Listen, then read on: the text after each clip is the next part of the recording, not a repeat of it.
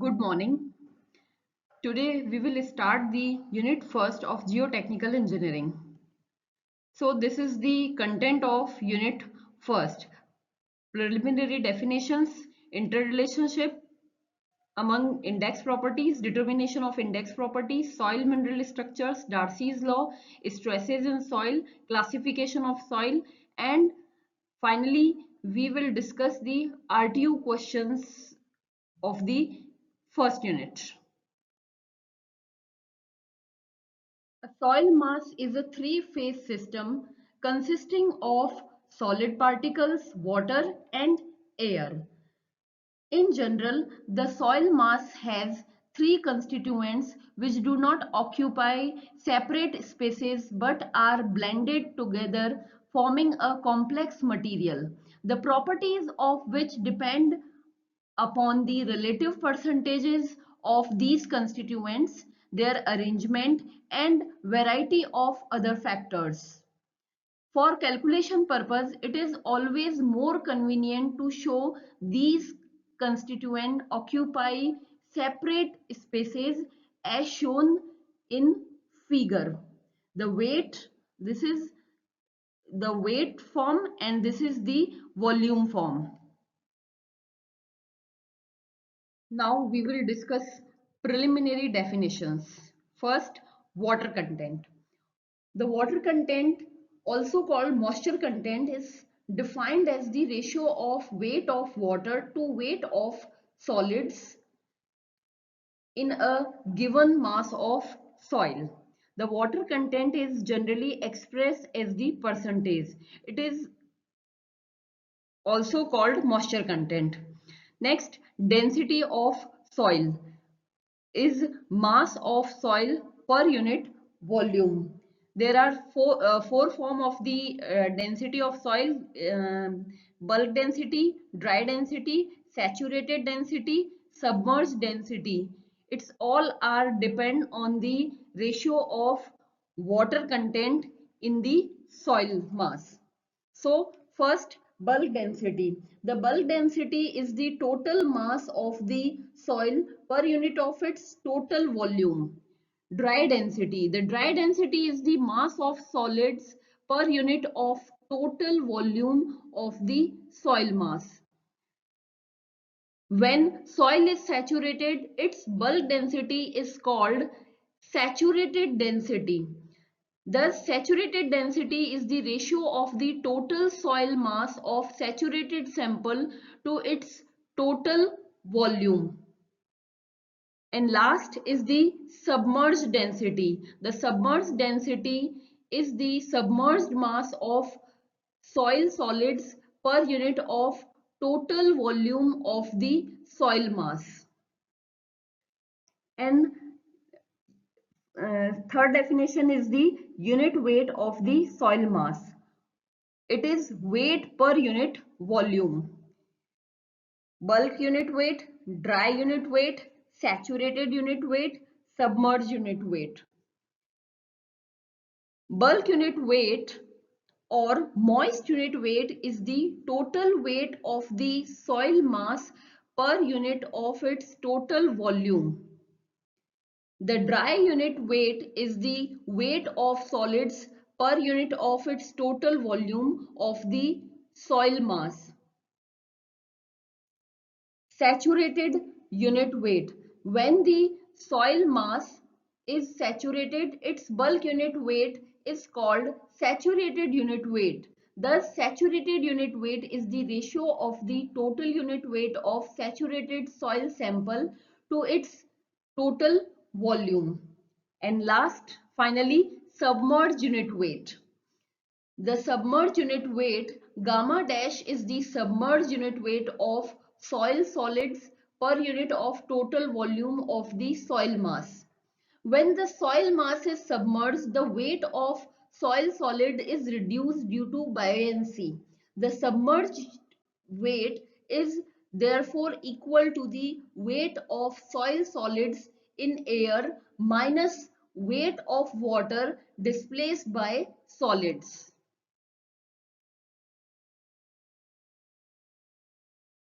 Specific gravity. It is the ratio of the weight of a given volume of soil solids at a given temperature to the weight of an equal volume of distilled water at that temperature. G equal to gamma S upon gamma W. Void ratio E. It is the volume of voids to volume of soil solids in the given soil mass. Porosity. N equal to VV upon V, ratio of volume of voids to the total volume of the given soil mass. We can derive the relations between void ratio and porosity. Figure A shows the soil element in terms of void ratio E. The volume of solids by definition would be equal to 1 and the total volume equal to 1 plus E. If the volume of voids is taken equal to N, the total volume of the element will be 1 and hence the volume of solids would be equal to 1 minus N. From figure 1, from figure A and B, we have by definition of porosity and void ratio. VV upon V. There VV means volume of void, which means E, and total volume, which means 1 plus E, and E equal to VV upon VS. VV means volume of void upon volume of solids. Equation 1 and 2 give two relations between N and E, combining equation 1 and 2. This is the relation between N and E. Next definitions: degree of saturation, percentage of air voids, air content, density index. First, we will discuss degree of saturation. In a given volume of void of sample, some space is occupied by water and the rest by air. In a fully saturated sample, the void gets completely filled with water. The degree of saturation S is defined as the ratio of the volume of water present in a given soil mass to the total volume of voids in it. The degree of saturation is usually expressed as percentage and is also known as percentage saturation. For fully saturated sample, VW equal to VV. So degree of saturation is 1, and for perfectly dry sample, VW equal to 0 and S means degree of saturation is also 0. Next definition is percentage of air voids, Na, and air content. Na, percentage of air voids. Percentage air voids, Na is defined as the ratio of the volume of air voids to the total volume of soil mass and is expressed as percentage. Air content. The air content AC is defined as the ratio of volume of air voids to the volume of voids. We can derive the interrelationship between air content, degree of saturations through these formulas. Means VA is equal to VV minus VW. We get AC equal to 1 minus VW upon VV, and VW upon VV means S, degree of saturation. So AC equal to 1 minus S. Next definition is density index. The term density index ID or relative density is used to express the compactness of a natural cohesionless soil deposits. The density index is defined as the ratio of difference between the voids of ratio of the soil in its loosest state E maximum and its natural voids ratio E to the difference between the voids ratio in the loosest and densest states. So E maximum is the void ratio in the loosest state, E minimum void ratio in the densest state, and E equal to natural void ratio of the deposits. Now we will discuss the functional relationships. Interrelationship among E, G, W and S. This figure represent EW represent the volume of water, E represents the volume of void, and volume of solid is equal to the unity. So from the above definitions, degree of saturation is VW upon VV. We can write in this form VW is EW and VV is E. So EW equal to ES and EW represent volume of water. The term EW is known as the water void ratio. For a fully saturated sample, EW equal to E. The W water content equal to weight of water upon weight of solids. WW equal to EW into gamma W. So and the weight of solids is gamma S into 1, means density and volume of solids, and it is density and volume of the water. So G equal to G means specific gravity, gamma S upon gamma W. So we can write the gamma S equal to GW, and we can use G gamma W in place of gamma S. So water content EW gamma W upon G gamma W equal to EW upon G. So there is two relationships of first EW equal to ES and second EW is equal to W into G. So we can say that from equation 1 and this equation EW, ES and EW, WG. So we can equate ES and WG, and finally this is the relationship between EGWS, means E equal to WG upon S. For a fully saturated soil, S equal to 1 and W is equal to saturated. So E is equal to W saturated into G. S is 1 in that for that condition. Relation between gamma saturated G and E. We know that gamma saturated equal to total weight of saturated soil upon total volume of soil.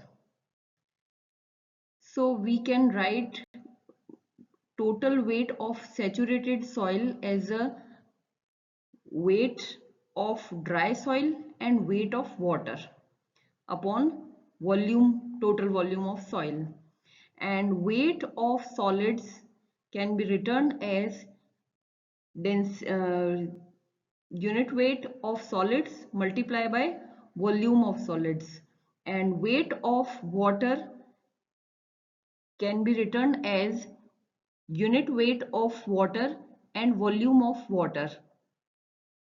divided by total volume of soil.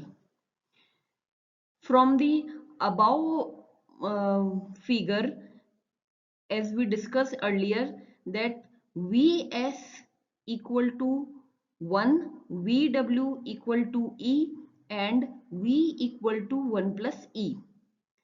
This data comes from the interrelationship between N and E. So we can return gamma saturated equal to gamma S dot 1. We can use Vs equal to 1 and gamma W into E, means Vw equal to E, and total volume 1 plus E. So gamma saturated equal to this equation, and we can return gamma saturated equal to G into gamma W. So from this equation, gamma W is common, and this is the final equation of the interrelationship between gamma saturated, G and E. Relation between ES and Na. We know Na is equal to Va upon V.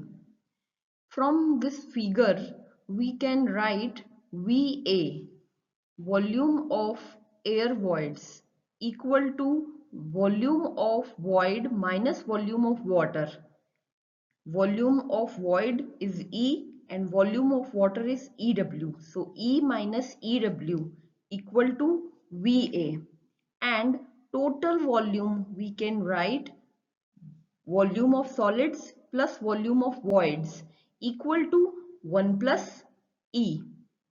So we can write Na equal to E minus EW and divided by 1 plus E, means total volume. EW from the above equation equal to ES. So we can write ES in place of EW, and common we can take common E, and finally this is the interrelationship between ES and Na. Next is relation between Na, Ac and N. So Ac equal to Va upon V, N equal to Vv upon V. So we can derive this equation that Na equal to N into Ac. We can multiply both this term, and finally we got this equation. Relation between G, E and gamma D. Gamma D is equal to WD upon V, the weight of solids upon total volume of solids, and we can write WD is equal to gamma S into Vs, and from this above figure we can write Vs equal to 1 and V is equal to 1 plus E. So gamma D, gamma D, gamma S and Vs equal to 1. So we can write Vs equal to 1 and V equal to 1 by E, and gamma S equal to G gamma W. So we can write G gamma W in place of gamma S. So this is the final interrelationship between GE and gamma D. Next is relation between gamma D, gamma and W. So water content is the ratio of weight of water upon weight of solids. Hence 1 plus W equal to, we can write this equation W 1 plus W equal to WW plus WD upon WD. So this is the total weight. So we can write as a total weight upon weight of solids. So WD equal to W upon 1 plus W. Gamma D equal to WD upon V. So we can write W upon 1 plus EV and WD upon V. W upon V equal to gamma. So this is the final equation, gamma D equal to gamma upon 1 plus W. This is very important interrelationship. This is the numerical. On the basis of interrelationship, a soil sample has a porosity of 40%. The specific gravity of solids is 2.70. Calculate void ratio, dry density, unit weight if the soil is 50% saturated, and unit weight if the soil is completely saturated. So these data are given. We can use the above equations. E equal to n upon 1 minus n. So this is the value of E, and gamma D, G gamma W upon 1 plus E. So 15.89 kilonewton per meter cube is the value of dry density. Dry unit weight, E equal to WG upon S. So this is the value of E. No, sorry, W, water content. This is the value of water content. And next is the gamma D. As we achieve gamma D 15.89. So gamma equal to gamma D 1 plus W. 15.89 plus, sorry, this is by mistake, multiply, it is plus. So multiply, okay, multiply, right. This is the water content plus 1. This is the value of water content plus 1. So 17.86 kilonewton per meter cube is the value of gamma. So our next topic is determination of index properties. These are the index properties as we discussed earlier: water content, specific gravity, particle size distribution, consistency limits, in situ density. Methods of determination of water content: oven drying method, sand bath method, alcohol method, calcium carbide method, picnometer method, radiation method, and torsion balance method. And for specific gravity, there is picnometer method. And particle size distribution, there is two types of methods: sieve analysis and sedimentation analysis.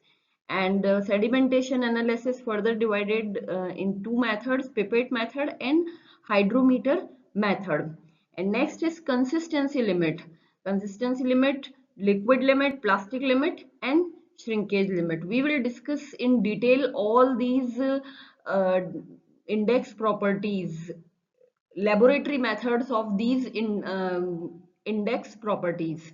And in situ density, for in situ density we can use sand replacement method, core cutter method, water displacement method, and rubber balloon method.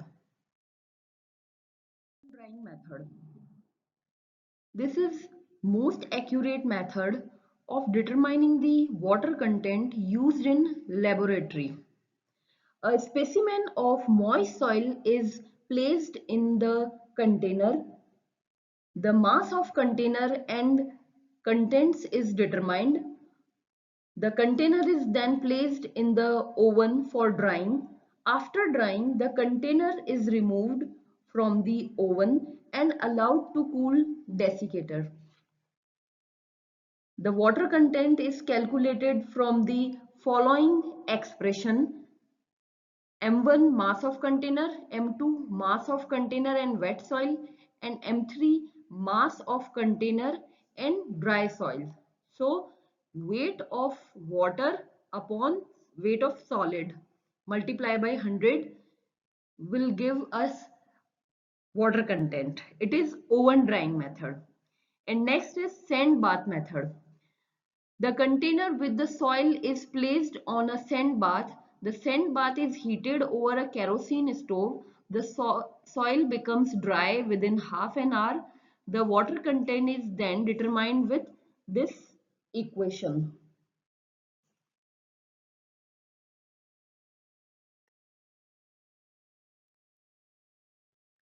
Alcohol method.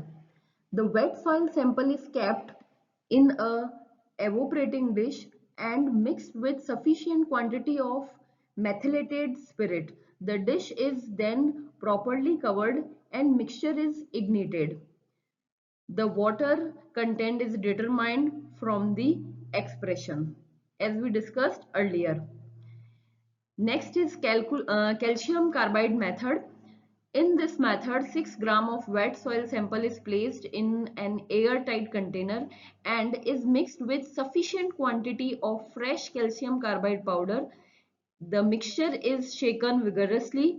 The acetylene gas produced by reaction of the moisture of the soil and calcium carbide exert pressure on a sensitive diaphragm placed at the end of the container. The dial gauge located at the diaphragm reads the water content directly. Picnometer method. This is also a quick method of determining the water content of those soil whose specific gravity is accurately known. So this is the formula of the water content through picnometer, and this is the formula for the determining specific gravity. So first of all, we have to discuss this method of the picnometer to determine the water content and specific gravity. First of all, we have to determine the specific gravity through picnometer and then water content. So take a clean dry picnometer and find its mass with its cap and washer M1. Put about 200 to 400 gram of wet soil sample in the picnometer and find its mass with its cap and washer M2. Fill the picnometer to half its height and mix it thoroughly with the glass rod. Add more water, stir it, place screw top and fill the picnometer flush with hole in conical cap.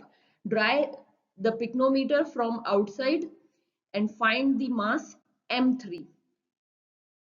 And then lastly, empty the picnometer and clean it thoroughly and fill it with the clean water to the hole of the conical cap and find its mass M4.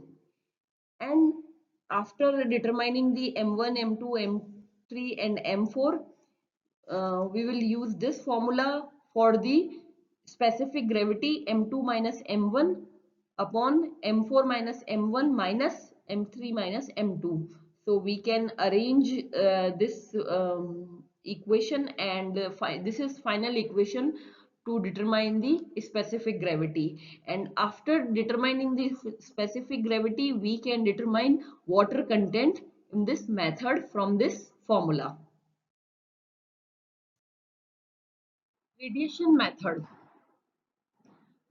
This is the setup for the radiation method. It uses two steel casing A and B, which are placed in two holes at some distance apart. In the soil deposit, the field moisture content of which is to be determined. Small openings are made in both casing A and B facing each other. When the radioactive device is activated, it emits neutrons. When these neutrons strikes with the hydrogen atom of water in the subsoil, they lose energy. The loss of energy is evidently equal to water content in the soil.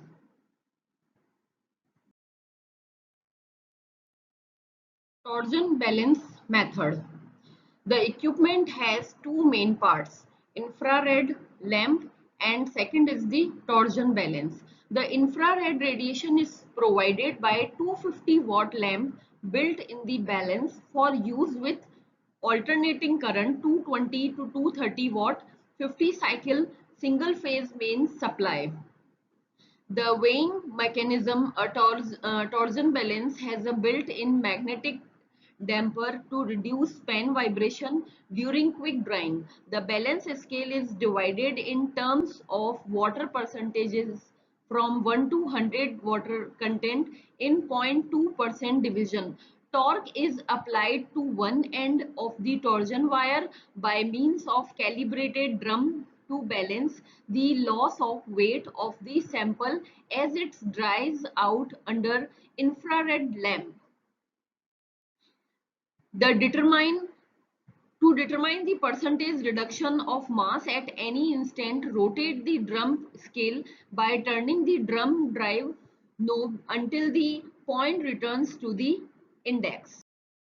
Next is particle size distribution. The percentage of various sizes of particles in a given dry soil sample is found by particle size analysis. There are following two stages: sieve analysis and sedimentation analysis.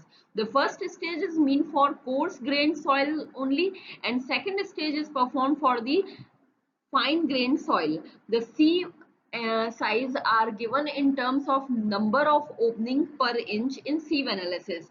The complete sieve analysis can be divided into two parts: coarse analysis and fine analysis. We will discuss in next slide in detail. And in the sedimentation analysis, the soil fraction finer than 75 micron size is kept in suspension in a liquid medium. The analysis is based on Stokes' law, according to which the velocity at which grains settled out of suspension. Sieve analysis. An oven drying sample of soil is separated into two fractions by sieving it through a 4.75 mm IS sieve. The portion retained on it is determined as gravel fraction and kept for the coarse analysis. IS sieves is 100 mm, 63 mm, 20 mm, 10 mm and 4.75 mm. And then while the portion passing through it is subjected to fine sieve analysis. IS 2 mm, 1 mm, 600 micron, 225 micron, 300 micron, 212 micron, 150 micron and 75 micron IS sieve. And we can see from this diagram, this is sieve analysis method. So we can determine the particle size through this sieve analysis method. Next is sedimentation analysis. The analysis is based on Stokes' law, according to which the velocity at which grain settled out of suspension, if V is terminal velocity of sinking of spherical particle, it is given by this formula: V equal to 2 upon 9 R square gamma S minus gamma W upon neta. And after replacing the radius through diameter, we will achieve this formula.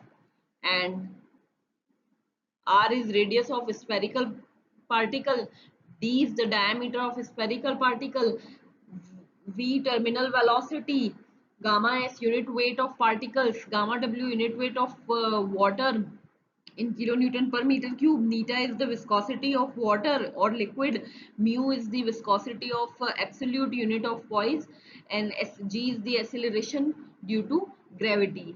So this is there are two methods sedimentation analysis. First is pipette method. So it is pipette method. This method consists in drawing of samples of soil suspension 10 ml in volume by means of this pipette from a depth of 10 centimeter at various time interval after commencement of the sedimentation. The Recommended time interval are half, 1, 2, 3, 4, 8, 15 and 30 minutes, and 1, 2, 4, 8, 16 and 24 hours reckoned from the commencement of the test. All particles finer than 75 micron size are transferred to the tube. MD equal to dry mass of sample in weighing bottle upon VP. MD is the mass of per ml of suspension, and Vp is the volume of the pipette. So it is pipette method. Next is hydrometer method. In this analysis, MD is computed indirectly by reading the density of soil suspension at a depth HE at various time interval. HE, this is the formula for determination of the HE. In the above expression, there are two variables, the effective depth HE and the depth H, which depends upon the hydrometer reading RH. Next is consistency of soil. By consistency is mean the relative ease with which soil can be deformed. This term is mostly used for fine-grained soils for which the consistency is related to large extent to water content. Consistency denotes the degree of firmness of the soil, which may be termed as soft, firm, stiff or hard. Atterberg divided entire range from liquid to state, solid state. Liquid limit. Liquid limit is the water content corresponding to arbitrary limit between liquid and plastic state of consistency of soil. It is defined as the minimum water content at which the soil is still in liquid state but has a small shearing strength against flowing, which can be measured by standard available means. With reference to standard liquid limit device, it is defined as the minimum water content at which a part of soil cut by a groove of standard dimensions will flow together for a distance of 12 mm under an impact of 25 blows in the device.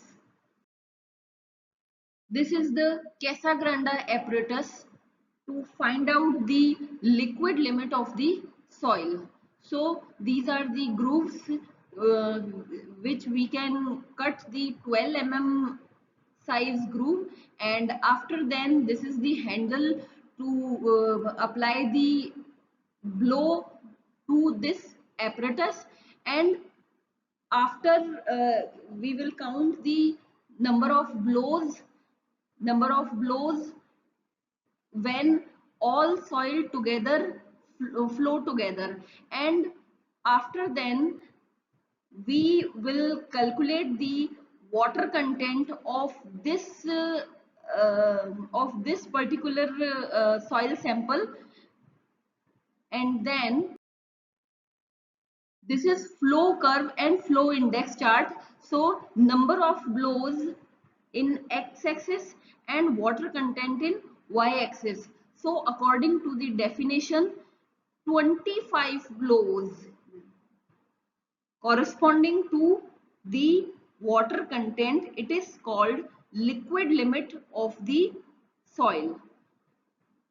And IF is the slope of curve, it is called flow index. W1 minus W2, which means two water content, and corresponding to these number of blows we can identify IF. W1 is the water content corresponding to blow N1, and W2 is the water content corresponding to blows of N2. Then we can calculate IF, slope of curve flow index. So plastic limit. Plastic limit is the water content corresponding to an arbitrary limit between the plastic and semi-solid states of consistency of a soil. It is defined as the minimum water content at which a soil will just begin to crumble when rolled into a thread approximately 3 mm in diameter. So to determine the plastic limit, the soil specimen passing 425 micron sieve is mixed thoroughly with distilled water until the soil mass becomes plastic enough to be easily molded with fingers.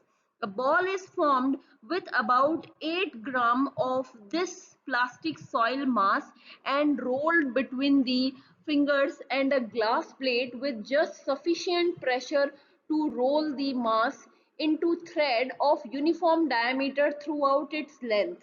When a diameter of 3 mm is reached, the soil is remolded again into ball. This process of rolling and remolding is repeated until the thread starts just crumbling at a diameter of 3 mm. The crumbled thread are kept for water content determination. The plastic limit WP is then taken as average of three water contents. Next is shrinkage limit. It is third consistency limit. Shrinkage limit is defined as the maximum water content at which a reduction of water content will not cause decrease in the volume of a soil mass. It is lowest water content at which soil can still be completely saturated. If a saturated soil sample is taken and allowed to dry up gradually, its volume will go on reducing till a stage will come after which the reduction in soil water will not result in further reduction in the total volume of the soil sample. The water content corresponding to that stage is known as shrinkage limit. So, this is the apparatus of shrinkage limit determination. The mass of mercury contained in the dish divided by its density 13.6 gram per centimeter cube gives the volume of dish. The mass m1 of the wet soil pat of volume v1 is thus known by subtracting the mass of the empty dish from the mass of the wet soil plus the dish taken about. The dish is then placed in the oven. The soil pat will have volumetric shrinkage on drying. The mass MD of the dry soil pat is found. To find volume VD of dry soil pat, the glass cup is first filled with mercury and the excess mercury is removed by pressing glass plate with three prongs firmly over the top of the cup. The dry soil pet is placed on the surface of mercury cup and is carefully forced down by means of glass with prong. The mass of mercury so displaced divided by its density give the volume Vd of the dry soil pad. The shrinkage limit is then calculated.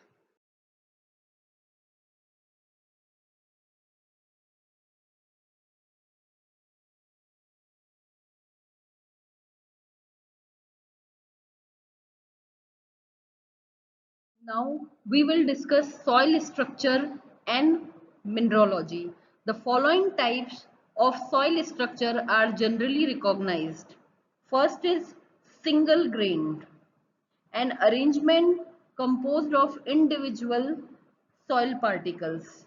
Second one is honeycomb structure, an arrangement of soil particles having a comparatively loose, stable structure resembling a honeycomb. The soil mass is composed of loosely arranged bundles of particles irrespective of the arrangement of the particle within the bundles.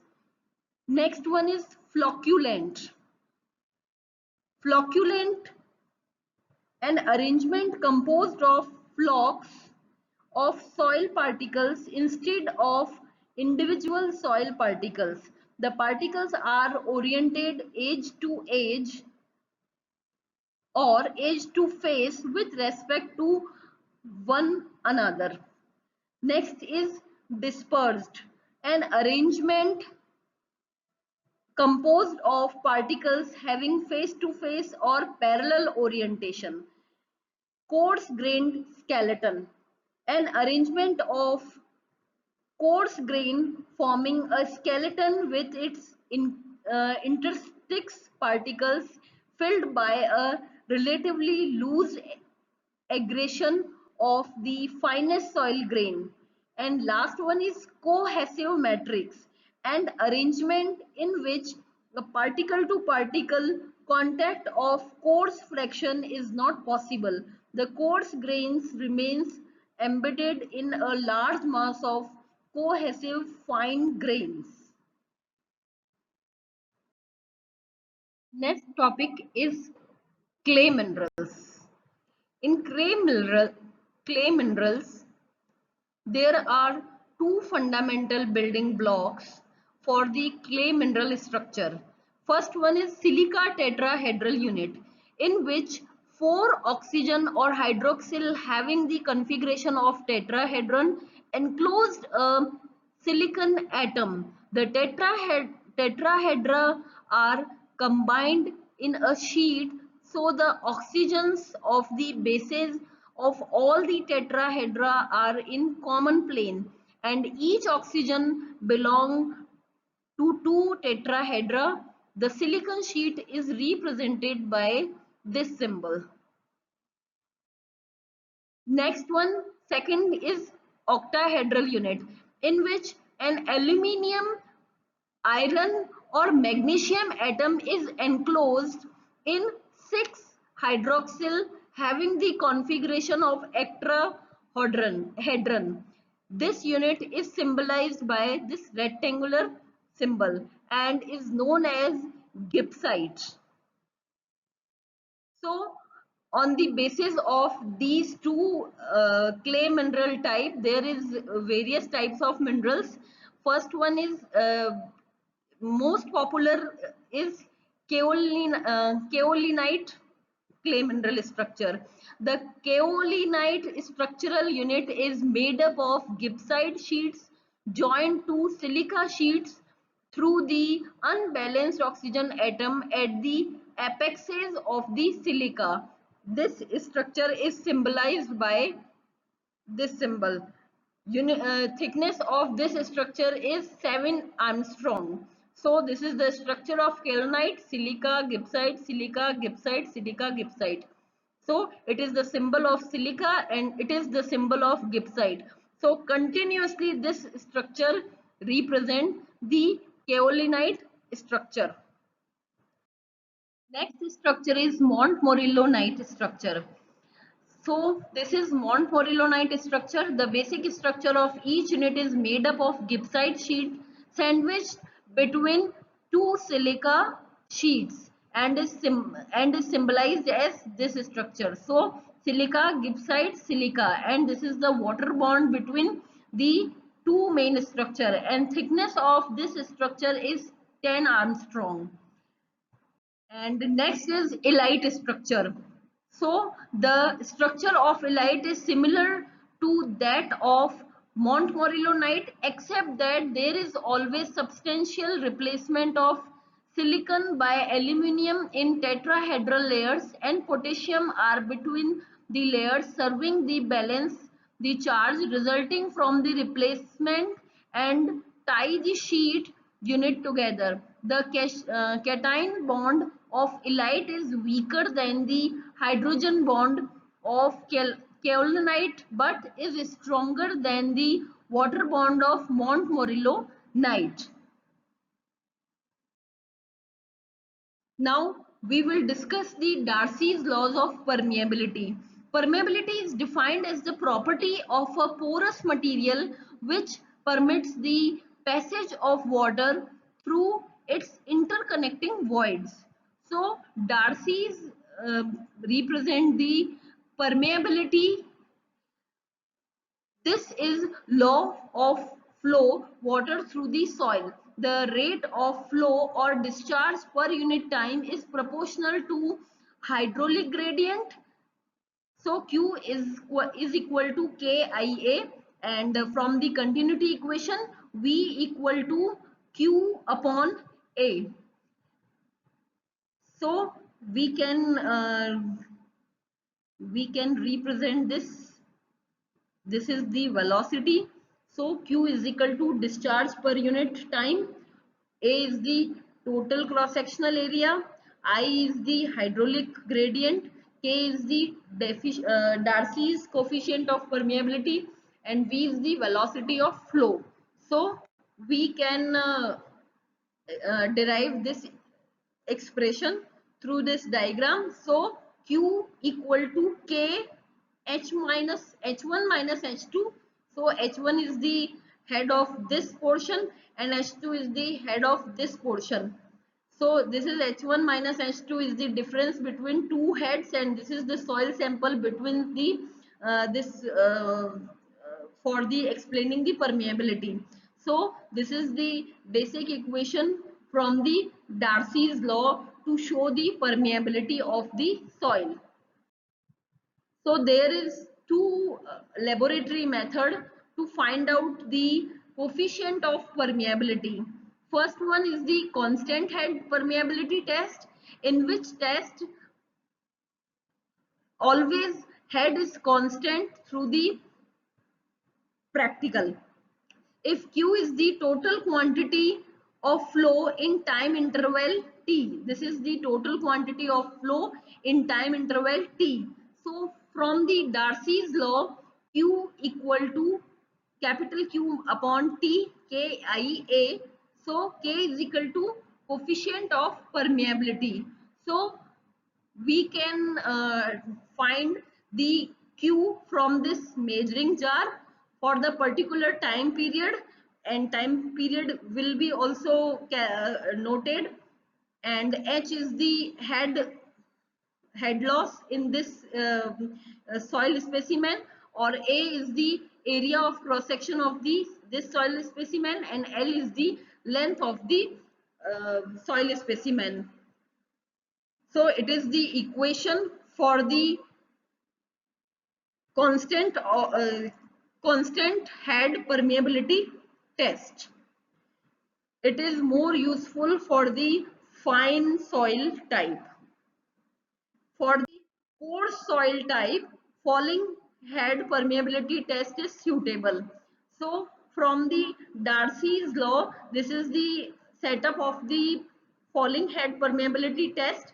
This is the soil sample, and from the Darcy's law, the rate of flow Q is given by Q is equal to dH upon dt. This is the time interval between the dH head, and A is the cross section area of this funnel, and dt is the time. So Q is equal to KIA. It is the Darcy's law. I is the hydraulic gradient at a time t. So it is H upon L. So we can write that Q is equal to KH upon L into A equal to minus DH upon dt. So rearrange this equation, A K upon AL dt and dH upon H. So integrating between two time limits. So this is the final equation for the falling head permeability method. So this is K is the coefficient of permeability through falling head permeability test. It is more useful for the coarse grain soil. So K is equal to AL upon AT log H1 minus H1 divided by H2, and through replacing the base E to 10, 2.3 is multiplied through this equation. Next is next topic is stresses in soil. At any plane in the soil mass, the total stress or unit pressure sigma is the total load per unit area due to self weight of soil and overburden on the soil. The total pressure consists of two distinct components, active pressure and next is neutral pressure. So active pressure is the pressure transmitted from particle through their point of contact through the soil mass above the plane. The neutral pressure U or pore water pressure is the pressure transmitted through the pore fluid. Since the total vertical pressure at any plane is equal to sum of effective pressure and pore pressure. At any plane, the pore pressure is equal to piezometric head HW times the unit weight of water. So first condition to find out the stresses of the soil at any particular level like A and other levels. So this is the submerged soil mass. Z1 is the depth of water and Z is the saturated soil, and HW is the level of piezometric water level. So total pressure at AA means this at this level. So Z multiply by gamma saturated and Z1 multiply by unit weight of water. So unit weight of soil is multiplied by height of the soil and unit weight of water is multiplied by the height of the soil. So this total pressure is applied is working on the plane AA. Effective pressure, as per previous definition, effective pressure is total pressure minus pore pressure. So total pressure is, this is total pressure, Z gamma saturated multiplied by Z and water multiplied by Z1 minus gamma W HW. So pore pressure will be deduct from the total pressure to obtain the effective pressure. So this is the effective pressure and this is the final equation from the effective pressure for this particular condition. It is condition of submerged soil mass. Next condition is soil mass with surcharge. So this is surcharge and these are the conditions. This is saturated soil from the depth of Z and moist soil. This is soil. By mistake it is oil but it is soil. So moist soil is Z1. Total pressure at AA is given by sigma. AA is given by first Q surcharge, second density of moist soil multiplied by Z1 and density of saturated soil multiplied by Z. So this is the total pressure. Also pressure U is the pore pressure and for the saturated soil this height is HW. So effective pressure is Q plus Z1 gamma plus Z1 gamma saturated minus gamma W. So this is the pressure at the level AA. At level BB, at level BB we include surcharge and moist soil, and there is no water level at the moist soil level, so there is no need to calculate the pore pressure because there is no pore pressure at this segment, and it is the pressure at the plane BB. Next is the saturated soil with capillary fringe. So this is the condition for the capillary fringe. In this capillary fringe, we should add uh, this segment for the calculation of the stresses at level AA or level BB. So we can see that there is at level BB Z1 plus gamma dash is submerged density and Z1 into gamma W. This is the stress diagram for the saturated soil with capillary fringe. This is stress at AA, this is stress at B, and this is stress at C. Classification of soil. For general engineering purpose, soil may be classified by these system: particle size classification, textural classification, highway research board classification, and unified soil classification and IS classification. IS classification means Indian standard classification. So first of all, we will discuss particle size classification. There are various grain size classification in use. US Bureau of Soil and Public Road Administration System of United States, International Soil Classification, the MIT classification, Indian Standard classification.